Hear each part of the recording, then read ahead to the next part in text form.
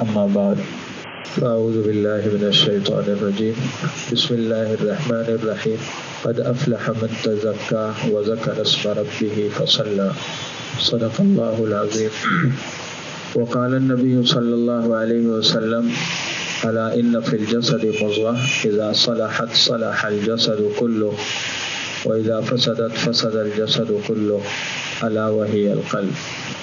اللہ تعالیٰ نے انسان کا ایک ظاہر بنایا ہے اور ایک اس کا باطن ہے، ایک اس کا جسم ہے، ایک اس کی روح ہے۔ جس طرح جسم کے تقاضے ہیں روح کے بھی تقاضے ہوتے ہیں۔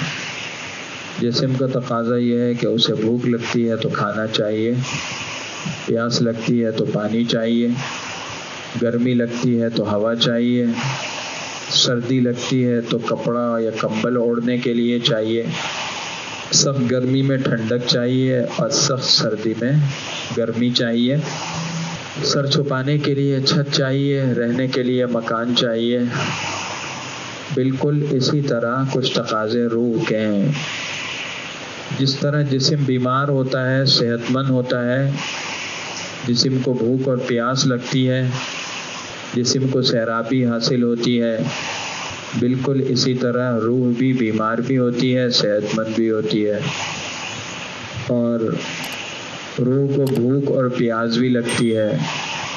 جس طرح جسم زندہ ہوتا ہے اور جسم مردہ ہو جاتا ہے، اسی طرح روح کی بھی ایک زندگی ہے اور روح کی بھی موت ہے۔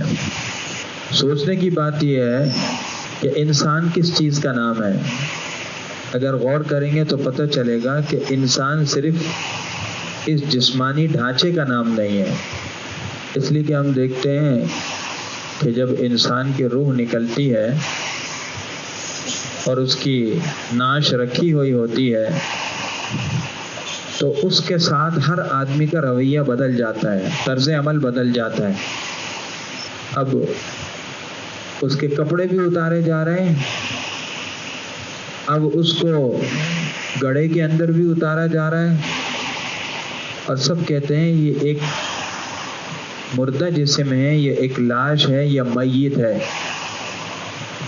کوئی نہیں کہتا فلاں صاحب کو یہاں لے آؤ، کہتا نہیں اس کی لاش اٹھا کر یہاں لے آؤ، اور جو اس کا رعب اور دبدبہ اس کی زندگی میں تھا وہ ختم ہو جاتا ہے، اس کی وہ حیثیت بظاہر نہیں رہتی، نہ اس کے لیے کرسی رکھی جاتی ہے، نہ اس کے لیٹنے کے لیے پلنگ بچھایا جاتا ہے۔ یہ سب کیوں ہے؟ اسی لیے کہ انسان اس جسم کا نام نہیں ہے جو ہمیں نظر آ رہا ہے۔ انسان روح اور جسم دونوں کے مجموعے کا نام ہے، اور انسان کی حقیقت روح ہے۔ روح نکل گئی تو اس کے ساتھ وہ معاملہ نہیں ہے۔ صحیح ہے نا جی؟ اب کیا ہوا؟ جب ہمیں اتنی بات پتہ چل گئی کہ انسان صرف اس جسمانی ڈھانچے کا یا ان اعضاء کا نام نہیں ہے، بلکہ اس جسم کے اندر ایک روح ہے جو اصل انسان میں کام کرتی ہے، جو انسان کو انسان بناتی ہے۔ تو دیکھنا یہ ہے کہ اللہ تعالیٰ کو کون سی روح مطلوب ہے، انسان کو انسان کون سی روح بناتی ہے۔ یہ جو روح ہے یہ انسان کا باطن ہے، یہ انسان کا ظاہر ہے، اس کا چہرہ، اس کی ٹوپی، اس کی داڑھی، اس کا لباس، اس کا رکھ رکھاؤ، اس کے بولنے کا انداز، اس کا ظاہری تشخص، لیکن وہ جو روح ہے یہ اس کا باطن ہے۔ اور انسان بنتا ہے باطن سنورنے سے اور بگڑتا ہے باطن کے بگڑنے سے۔ تو وہ بگاڑ کیا ہے؟ باطن کا بگاڑ کیا ہے؟ باطن کا سنورنا کیا ہے؟ یہ روح کیا ہے جو اللہ کو پسند ہے، جو روح انسان کو انسان بنا دیتی ہے؟ اور وہ کون سی روح ہے کہ جو انسان سے انسان کا نام چھین لیتی ہے؟ انسان زندہ ہو، انسان کے اندر روح موجود ہو، پھر بھی وہ انسان نہیں رہتا۔ یہ تو میں بتا رہا تھا نا اس انسان کی جو مردہ ہو گیا، لیکن روح کا ایک پہلو اور ہے، وہ یہ ہے کہ روح انسان کے جسم میں موجود ہے، وہ بول رہا ہے، وہ چل پھر رہا ہے، سارے کام کر رہا ہے، لیکن وہ انسان نہیں رہا۔ اور دوسرا پہلو یہ ہے کہ اس روح کی وجہ سے انسان اتنا ترقی کر گیا کہ وہ انسان نہیں فرشتہ بن گیا۔ ہمارے یہاں بھی کہتے ہیں نا یہ انسان نہیں، یہ فرشتہ ہے۔ فرشتہ صفت انسان، ان ھذا الا ملک کریم۔ اور شریعت سے بھی یہ بات ثابت ہے کہ بعض انسان جب اپنی روح پر پہنچتے ہیں، اپنے روح پر محنت کرتے ہیں، روحانیت کو مضبوط کرتے ہیں، تو پھر وہ انسان نہیں فرشتے ہوتے ہیں، بلکہ فرشتوں سے بھی اونچے ہو جاتے ہیں۔ یہ انبیاء علیہ السلام بھی ہیں اور صدیقین بھی، اولیاء کا اونچا درجہ بھی ہے۔ تو پتہ یہ چل رہا ہے کہ صرف روح کا ہونا مطلوب نہیں ہے، بلکہ روح کا اس درجے میں ہونا مطلوب ہے جس درجے میں روح انسان کو حقیقی انسان بناتی ہے۔ آپ علماء کرام ہیں، میری بات اچھی طرح سمجھ رہے ہوں گے، ساری بات سامنے۔ تو یہ ایک دوسرا رخ ہے محنت کا، دین اسلام کی تعلیمات کا، قرآن و حدیث کے احکامات کا ایک دوسرا رخ ہے، جس پر رخ کرنا سب کے لیے، جس کی طرف توجہ ضروری ہے، اور خاص طور پر اہل علم کے لیے۔ ہماری اس نشست میں زیادہ تر علماء ہیں، چند ساتھی باہر کے بھی، لیکن زیادہ علماء ہیں۔ اس نشست کی، اس گفتگو کی، اس موضوع کی اور اس چیز کی ضرورت ہم سب کو ہے، عوام کو بھی اور علماء کو ہے، بلکہ علماء کو زیادہ ہے۔ آپ نے دیکھا ہوگا ہسپتالوں میں ایک ایمرجنسی وارڈ ہوتا ہے عمومی، ایک جنرل وارڈ ہوتا ہے عمومی، اور ایک کیا ہوتا ہے special ward, I C U, خصوصی نگہداشت کا وارڈ ہوتا ہے۔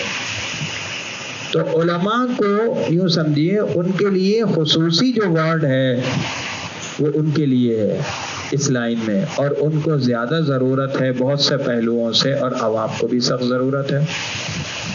لہٰذا انشاءاللہ اگلی مجلسوں میں ہم اس موضوع پر گفتگو کیا کریں گے، اور یوں سمجھیے کہ یہ موضوع ہماری زندگی کا اہم ترین موضوع ہے، ہماری عملی زندگی کا، اخلاقی زندگی کا، روحانی زندگی کا اہم ترین موضوع یہ ہے کہ ہم کس طرح اپنے باطن پر محنت کریں، اپنی روحانیت پر محنت کریں۔ باطن کی اس محنت کو کیا کہتے ہیں؟ تزکیہ۔ یہ آیت میں نے آپ کے سامنے پڑھی، اس کو کہتے ہیں تصوف، اس کو کہتے ہیں طریقت، آپ کوئی بھی نام رکھ لیں۔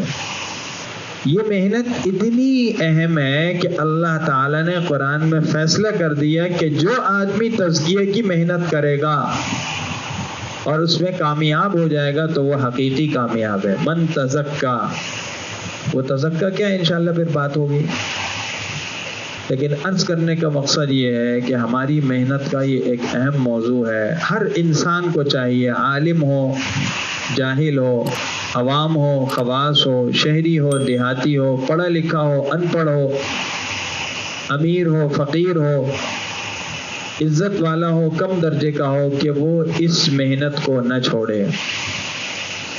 یہ محنت دنیا میں کر لی تو کامیاب ہے، ورنہ خسارہ ہے۔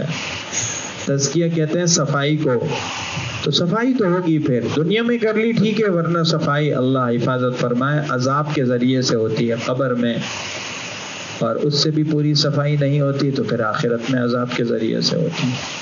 لہٰذا ہر شخص کو چاہیے کہ اس چیز کی محنت کو سمجھے اور اس پر عمل کرے۔ آج کی اس نشست کو اتنا ہی مختصر کرتے ہیں، یہ ایک تمہیدی گفتگو تھی۔ انشاءاللہ اگلی مجلسوں میں تفصیل سے اس پر بات ہوگی، مذاکرہ ہوگا۔ اللہ تعالی ہم سب کو عمل کرنے کی توفیق عطا فرمائے۔